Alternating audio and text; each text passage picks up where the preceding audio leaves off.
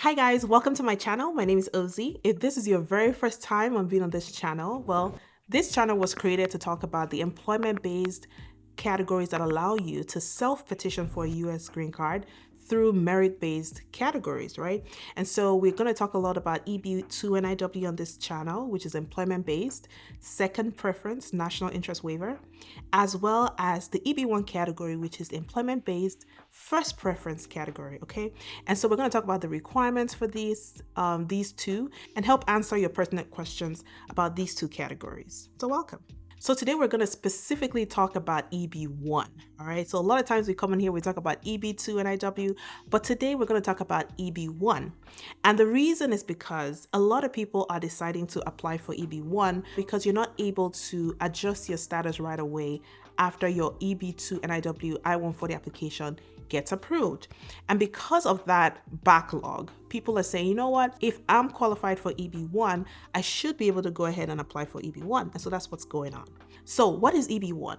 EB1 is employment-based first preference category. What that means is that in the employment-based categories, let's say they have 144,000 green cards to issue every year to qualified immigrants, they prioritize the individuals who are qualified through the employment-based first preference, right? In the past, when a lot of us have looked at the criteria for EB1, it's been daunting and sometimes we feel like we're not qualified, right? And because of this, on September 12, 2023, USCIS issued clarity, right? They issued a policy, they issued a memo to clarify what exactly they mean when they talk about the criteria for EB1, all right? And so today we're going to talk a lot about what the criteria are. We're going to break it down, give examples of things that you can show, to prove that you're qualified for EB1. And hopefully, if you're qualified, you can go ahead and apply.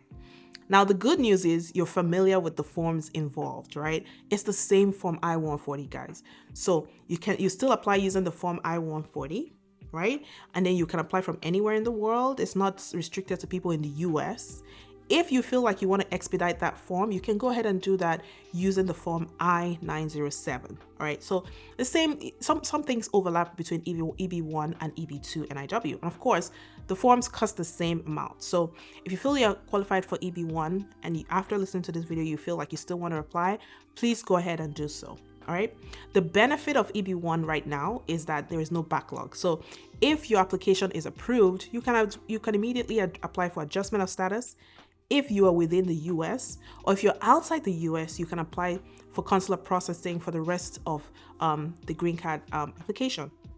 So that's the benefit, is because there's such a backlog with EB2 and IW, people are saying, well, if I'm qualified for EB1, I'll go ahead and do it, right? Now, applying for EB1 does not negate your already approved EB2 and IW petition, right? So a lot of people who have been approved on EB2 and IW are now jumping ship to say, you know what, we want our green card a lot faster. We're going to go ahead and apply through EB1. Okay, so there are three main requirements for EB1. The first is that you have to show that you are internationally recognized. What does this mean? It means that you have a one-time big award. And when you look at the USCIS website, they mention things like Nobel Prize, you're a Nobel Prize laureate, or if you're a journalist, like you've won the Pulitzer Prize, which is one of the highest awards in journalism, or if you're an athlete, you've won an Olympic medal, something of international repute. So it's given the vibes of, basically, if you type in your name in Google, well, do you show up there? Is anything, do you have international acclaim? Like, people should know who you are, right?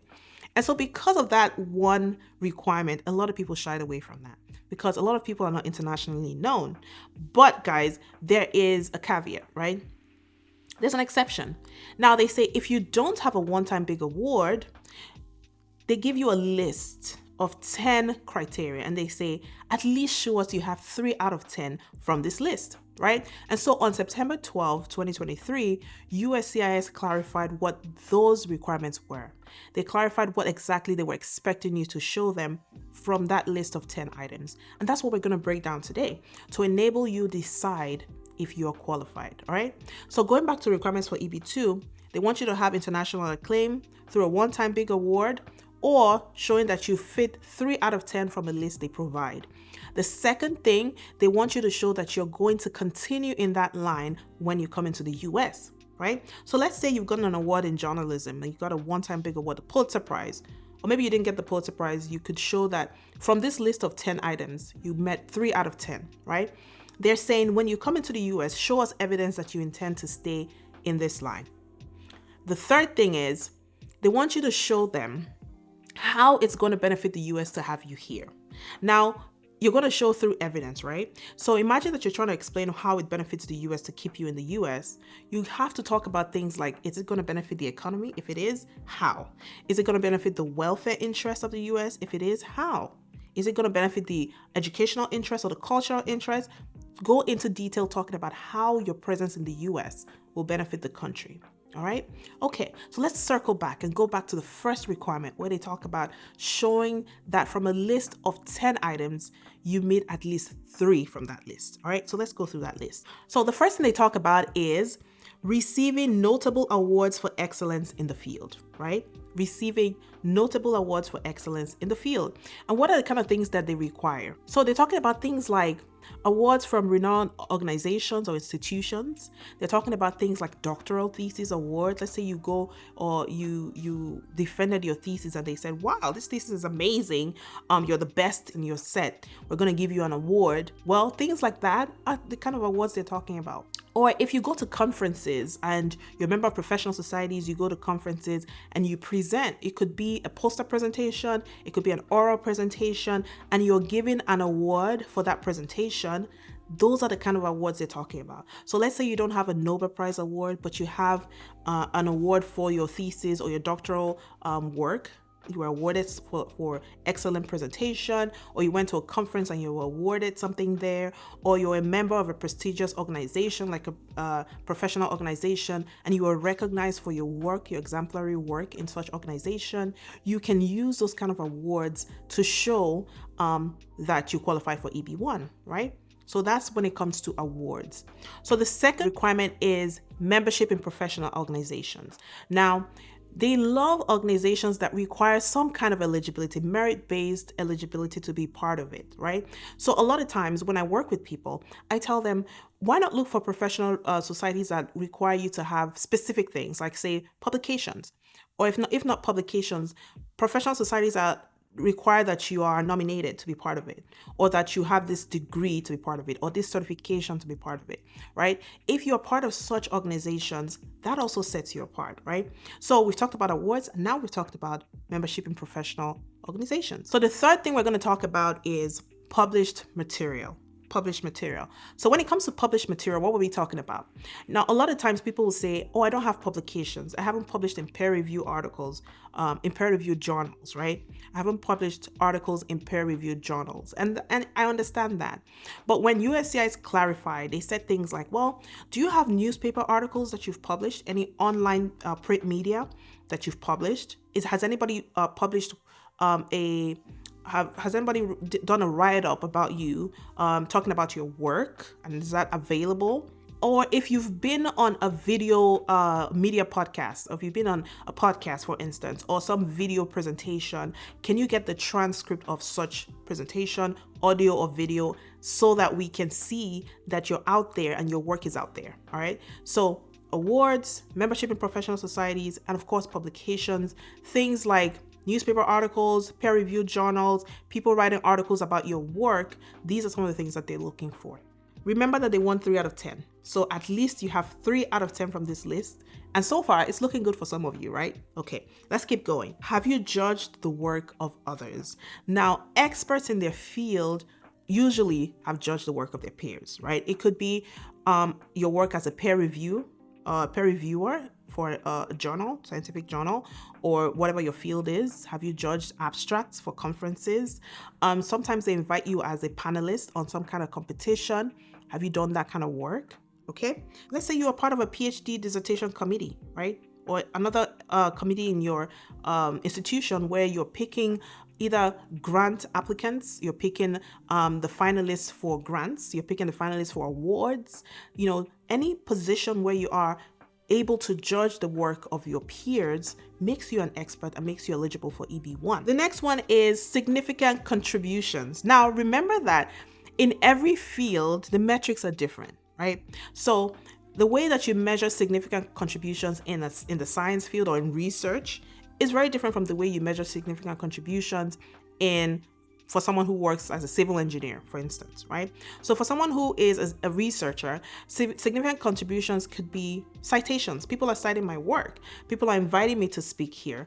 But for a civil engineer, it could be, well, that my work was used as a template to create something, right? Or I designed something that enabled them build this, right? That is a significant part of the city. So significant contributions will differ from profession to profession, from field to field, all right? So when USCIS clarified what significant contributions were, so they talked about testimonials, affidavits supporting your work. They talked about any citations, like I talked about, patents, licenses, evidence of commercial use resulting from your work, any published material discussing the importance of your work. These are some of the significant contributions that he talked about. So if someone is out there if you're out there and you're granting interviews, people are talking to you about, how the impact of your work on society. If you're out there, people are citing your work when they're doing their work, then of course that shows that you have significant contributions. Okay. Publishing scholarly articles in recognized fields. That's number 6. And now for that one, they say publish your articles in peer-reviewed journals, right? Peer-reviewed journals. And if you're going to conferences, like things like conference presentations count when it comes to scholarly publications or scholarly articles, right? Number 7 is showcasing your work at art exhibitions. So for showcasing your artistic exhibitions, first they have to determine that the work is truly yours. And then the second is they have to determine that the venue where you showcased your work was indeed for artistic exhibitions, right? So you want to make sure that you carefully document, if you're in the art field, carefully document these things to make sure that it's easy to pass that information across. Okay. Number 8, leading or a crucial role. Now, some of you have gotten leadership roles in organizations. For example, in respected professional societies, some of you have leadership roles there. That is very pertinent because that shows that you are a leader in your field. And leaders in their fields are generally qualified for EB1, right? Either EB1 or EB2. So if you have a leadership role in any organization, you can show evidence of that to show you're qualified. So what do these roles look like? For example, are you the principal investigator on a project, right? Or you have some leadership role in your department. So in your department, you're a senior faculty in your department. That shows that you have a leadership role.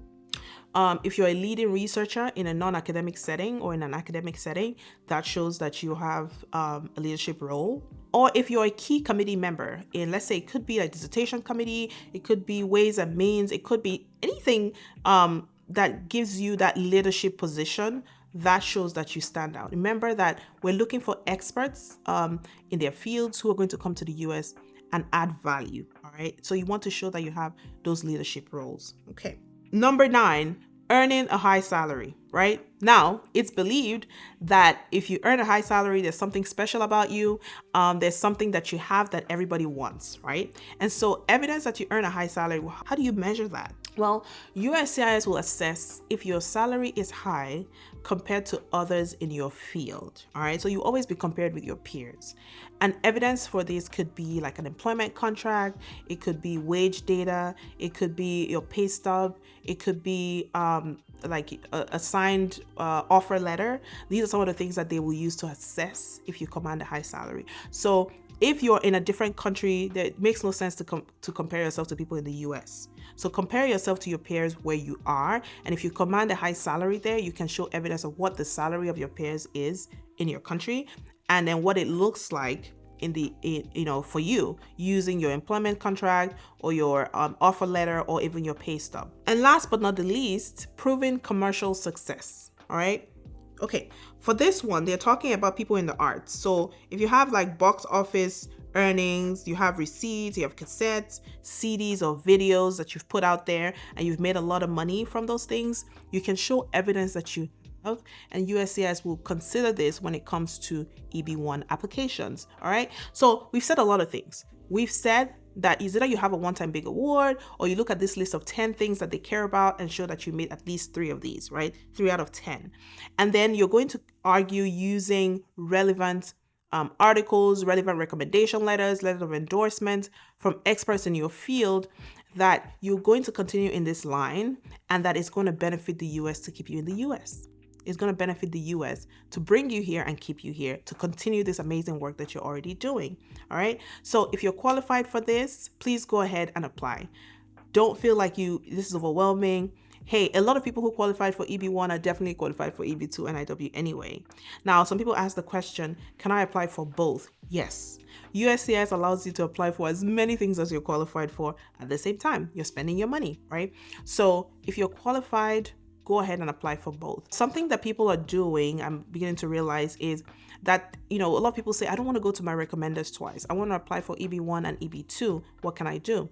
Well, you can craft your recommendation letters in such a way that it's addressing employment-based, merit-based criteria for green cards, right? So you can have the same recommenders recommend you for both EB1 and EB2, and then they sign the letter at the same time, basically. So you're able to use the same letter for both EB1 and EB2. That's a clever way that people are able to apply for both applications without going back and forth 100 times, all right?